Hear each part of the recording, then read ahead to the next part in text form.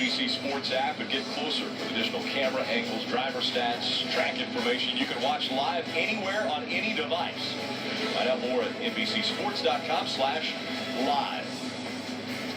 From the short track of Martinsville, here are the rules for qualifying. It'll be 3 rounds. In round 1, to determine the fastest 24, they will advance to round 2. They have 20 minutes to go out onto the track and put down as many laps as they feel they need to advance into the second round. And in the second round, it's only a 10-minute round, and the fastest 12 will advance to the third round. That is where the pole will be won, in the third round, when the top 12 are fighting for those top 12 starting positions. That one only 5 minutes. This first round, they will actually start on pit road.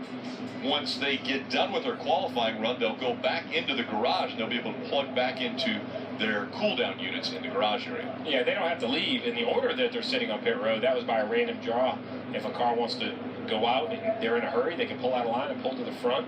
And it's going to be interesting to see, because this concrete track sometimes starts a little slippery there, Jeff, and gains grip as the session goes. And with only basically less than 0.2 of a second separating the top 24, it's going to be hundreds, if not thousands of a second to determine who moves forward and who doesn't out of round 1. And also, I don't think it would be unusual at all to have a car go out the second time and pick up speed. So if you are in that 18th, 19th, 20th range after this first run, I don't think by any means are you safe. So the green flag has been displayed. That means the track's open. Anybody can go out. The 20-minute clock has started. And not a lot of cars jumping out of line right now. The first one that will go out onto the track will be Jeffrey Earnhardt in the 32. What do you think 24th will be? How much will it take? 24th in practice was David Reagan in 1945. Is it going to take a 45 to advance into the second round? I think it's going to be quicker. I think you're going to have to be down in the 30s, maybe a high to mid-30. Seems like all of these drivers seem to find a little bit more speed. 1 and 2 has a little bit of shade on him. You just saw Jeffrey Earnhardt go through that into the racetrack. Now he's in 3 and 4. Had a little bit more truck practice, so we'll have to just see how much grip, what the grip level is of the racetrack. And the thing is, the temperature here quite a bit warmer than what everyone anticipated for a fall weather or a fall weekend race. Fall weather normally not up in the 80s is what they're saying is going to be. It's mid-70s now. So a beautiful day here in Martinsville. We'll be right on board with Kurt Busch. I think he's going to give us a good idea where the track is here in the 1936. He's 11th in practice. And remember, this is going to take multiple laps, as we see here. This is Kurt basically coming around to what we would consider a lap that doesn't even really count, Jeff. This is just taking the green flag. It usually takes at least a lap. You see there, well off the pace, 22 seconds, just getting a little temperature and everything. Yeah, he's coming in. Yeah, maybe this might be his plan. Just go out, get a little temperature in your brakes. A little temperature in your brakes, a little temperature in your tires. Just scuff those tires in a little bit. Yep. That way you go back out that second run. We mentioned how he can go fast in the second run. Well, right here, Kurt Busch may have just scuffed his tires in so he doesn't have to run 2 runs and end up with 6 laps on tires versus having 3 laps on tires. Jeffrey Earnhardt ran about a 20 flats in practice, and now duplicating that number, 20.028. Jeffrey Earnhardt on his 4th lap. So Earnhardt continuing to work his way around the track.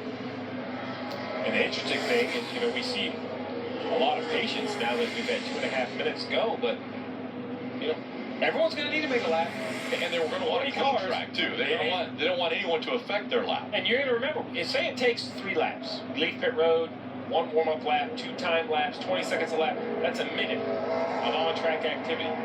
There's 17 minutes left and 39 cars still to go. So at some point, we're going to have multiple cars on the racetrack. And I'd like to go back and talk about this Kurt Busch thing a little bit. We saw him pull out on the racetrack. He ran 1 time lap. Right. And went straight to the garage. Now he's plugged in, forward and down.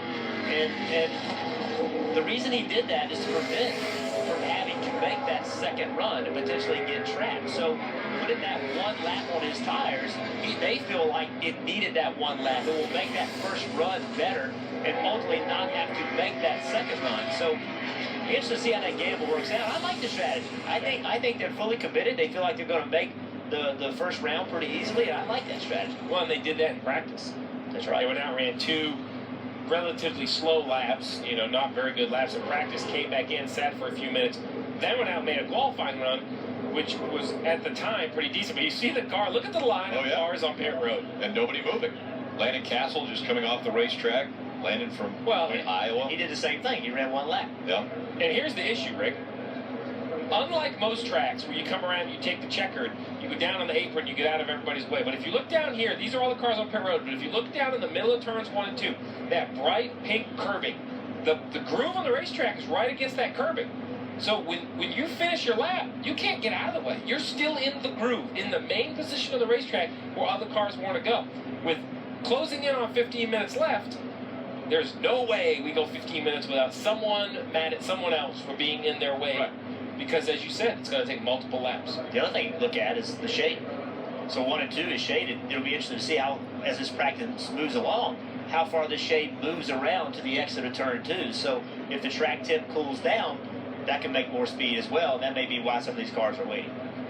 Marty, what's going on in the garage that these guys are all sitting out here on pit road? It's lonely right now. Kurt Busch is the only one in here in the garage area, and they're kind of over there where the area is. We're kind of on the other side where the transporters are and the haulers are. But I did check in with the team, and they said that really was more for Kurt Busch to go out and warm up the brakes, kind of get everything going, and as you guys said, maybe put a cycle on the tires as well. They did that this morning, and they stayed in qualifying trim all day long. Tony Gibson told me we've never done that here at Martinsville, but we feel like our best qualifying effort here is 15th. Feel like we need to get a little bit better on that front. So the strategy play more than anything, kind of get some heat in the brakes, get the tires warmed up, get everything kind of going in the race car, then come in, cool it down, and then make one more run later on in this first round. It's a pretty interesting strategy. You see 17, he's just riding around, hasn't taken off, just kind of scuffing his tires in. Normally we would see a car just blasting right now, trying to get to the line as quick as he could. But Ricky rode around real slow, just swerved a little bit. I'll tell you what's interesting is, so the 17 and the 2 both got out of line where they were on pit road, and the 17 went all the way out onto the racetrack. The 2 actually went and got in line closer to the front. So there was a spot that opened up closer to the front. The 2 pulled in there, and like he was parking to get ready to go to lunch. Oh, wheel hop. Down goes the 17 and into the wall. You could hear the wheel hop, couldn't you? And that will stop the clock. So now those teams wondering how much time they would need to go out onto the racetrack. I am sure that I actually heard the rear wheels hopping. Quite a bit of damage to the 17. Let's look at it again. Yeah, right there. Look at the right rear. We talked about wheel hop. We thought we saw it in practice. The first practice, we saw it last year in this race. We saw it in the spring race. So just listen here. You heard the engine revving, and you heard the rear tires hopping on and off the racetrack. So look right here at the right rear tire as it comes into view. He's already going to start to spin out, but watch the rear tire. He almost has it saved, and then right here, the rear tire is going to, look at it right there, bouncing, and around it comes.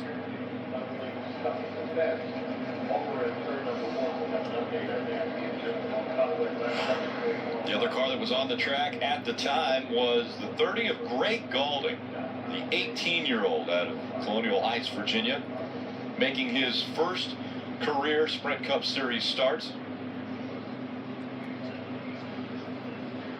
And you both have mentioned the wheel hop on the 17. I want to take a look at the NASCAR Heat Evolution animation. Explain that in a little greater detail. Well, basically, it comes down to brake balance. That's something the driver can adjust to help wheel hop. Right here, you see the brakes 50-50. That means the front and the rear tires, when the brakes are applied, stop the same amount. But inside the cockpit, Jeff, the driver can adjust that. That's right. So right now it's 52% on the rear. That means the rear wheels are braking at a higher rate than the front. That'll make the car loose. If it's like that, you can adjust it to the front and it'll put front brake bias to it. You see the rotors glowing on the front. That will make the car where it's not as loose getting in the corner. Right here, you see the 20-step right rear tire hopping. That's too much rear wheel brake. Right, in the front, if you have too much front brake, you see the front tires lock up and they'll smoke. You see the left front tire lock up and actually smoke down into the corner. But the rears, instead of locking up, what they do if too much rear brake is applied, they kind of lock up and then they start to bounce, much like a bouncy ball. It just bounces on and off the asphalt, and you're so dependent on the grip of that tire, it sends the car around. You see, look at the right rear tire. It's evident what happens. See it moving back and forth? Unbelievable, and around it goes.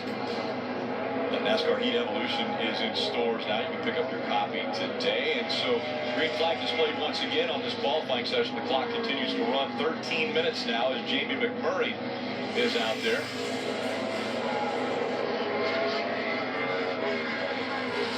Also going out the 42, the 10 of Danica Patrick is out there. Regan Smith in the 7. And these are fast cars. Danica Patrick was very fast at practice inside the top 5. She ended up 5th. Jamie McMurray also had some decent speed. He ended up 13th. So it seems like there's a little bit more urgency. And Danica runs a nice lap of 52. We'll see if she can go a little bit quicker. She ran faster than that in practice. Kyle Larson was the first car in practice. Kyle Larson, the number he put up earlier today was a 19.289. Jamie McMurray just ran a 19.40. Danica ran a 48, but it wasn't a clean lap at all. It was kind of a messy lap. She's going to run another lap, see if she can put a smoother lap together. And it looks like it's going to be better. She's trending a little bit off, maybe a little too high here at 3 and 4. We'll see what Larson does as well. Larson had all kinds of trouble getting into turn 3. Had to chase the car up the racetrack. So right now, McMurray's slower than he ran in practice by about a half a tenth, but currently the best of all the cars we've seen. Same with Danica Patrick. She's a little bit slower than what we saw in practice earlier.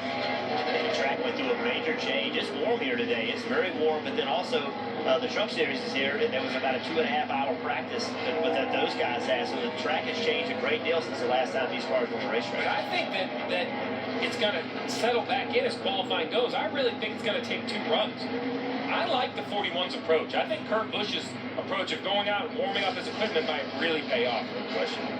I bet David Reagan is second. Pete Larson, Patrick. Welcome to the frustrations of short track qualifying. Kyle Larson, on top of the board in practice, goes out and can only muster 3rd out of basically the 11 cars, 10 cars we've seen take time. I believe this racetrack in New Hampshire, I think they're the toughest racetracks to qualify on. The track's changed so much between practice and qualifying. It's hard to know how fast the track is going to be. It's very easy to overdrive the corner entries.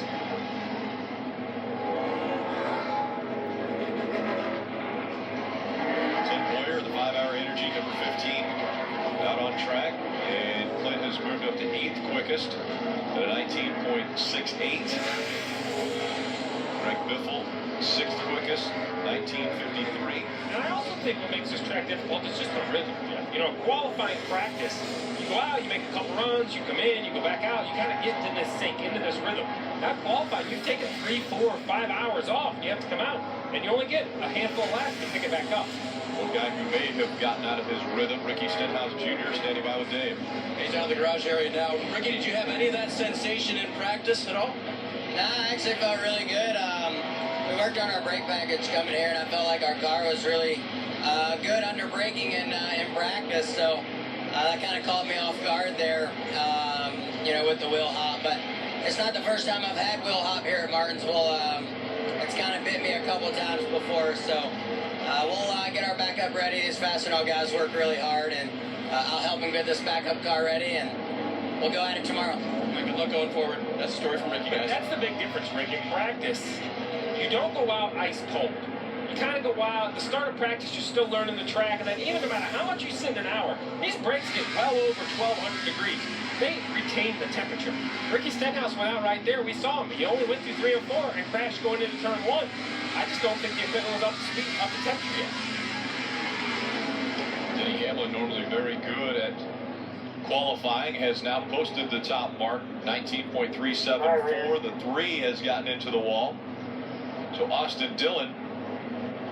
This has been an eventful qualifying. Yeah, already. And the clock once again stops with 9 minutes, 11 seconds to go. We've only had 17 cars take time. We see right Same thing. 3. He's crashed before he ever gets to the corner. You saw the back come around, couldn't turn the wheel, and then, like you said earlier, the back is still hopping as he tries to get on the brakes, and eventually just run out of real estate. That looks exactly like what happened to them in New Hampshire. Right. I mean, when I was watching that, it was almost a replay of their wreck in practice in New Hampshire. Take another look. But Steve, I think you're right. I think the big difference here is that watch your right rear tire. These cars have sat, and they have no heat in them whatsoever. See the right rear tire, it's rear lockup. And without that heat in the tires and the rotors and the wheels, it just brakes differently, and it's surprising these guys that it has that much rear brake. It's an easy fix. It's just putting front brake to it to take this problem away. But you have no reason to think you need to put front brake to it. You don't want to put front brake to it because it hurts the way the car turns. So it's surprising everybody. I don't think anybody expected this to be happening, but something is different. Something's going on that it's changed from the way it was with high temp versus low temp, because we've seen it happen more this weekend than normal. And you see Slugger Laddie going over there to assess the damage on that 3 car. He's put on a helmet that's a protected area, in essence, going over the wall, if you will, onto pit road. That's what the garage area is now. He said the damage does not look that bad to him. Austin Dillon's going to stay in the car. They're going to try and tape up this damage and try and make another run in this 3 car. That's the one question he did ask, though, Jeff. Slugger Laddie asked Austin, did you lock up any of the tires? He said, yep, obviously I locked up the rear, so they're going to have to make a decision here on tires as well. Put some new tires on this and get Austin Dillon back out for qualifying. Yeah.